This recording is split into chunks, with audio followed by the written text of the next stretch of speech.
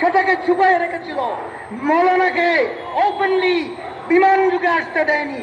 সেই ষড়যন্ত্রের প্রতিবাদ আজকে আমরা বলছি যে মৌলানা যুগ যুগ থাকবেন, কারণ সংগ্রাম মানেই মৌলানা। ৭৪ সালে শেখ মুজিবের গভর্নমেন্ট মৌলানার মিটিং ভেঙে দিয়েছিল।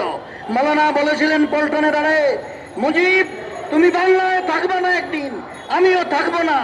এই জাতি যদি বিশৃঙ্খল হয় 50 বছর লাগবে শৃঙ্খলায় আনতে।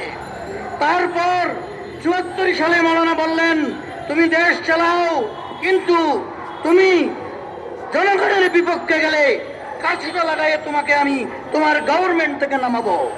তারপর মৌলানা ভাসানীকে গৃহ অন্তরীণ করলেন।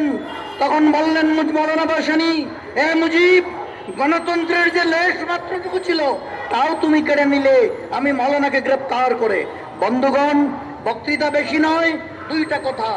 ভাসানী মঞ্চকে আজকে উজ্জীবিত করতে হবে এবং জাতীয় ঐক্য অত্যন্ত প্রয়োজন। আজকে ভারতীয় আগ্রাসনের বিরুদ্ধে দেশপ্রেমিক সমগ্র সংগঠনগুলো একীভূত হতে হবে এবং একই আওয়াজ যে আমার দেশের মৌলানা প্রদর্শিত সংগ্রামী পদ্ধতিতে আমরা এগিয়ে যাব।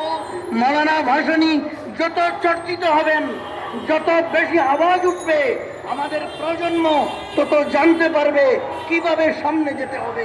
ভাসানী পরিষদ আরো উজ্জীবিত হোক, আরো শক্তিশালী হোক এবং গণতান্ত্রিক পার্লামেন্টারি ডেমোক্রেসি রেস্টোরেশন এবং সমূহ কাজের জন্য মৌলানা ভাসানী পরিষদকে আমি আরো সামনে যাওয়ার জন্য এবং এটা আমি আহ্বান জানাই আমার বক্তব্য শেষ করছি।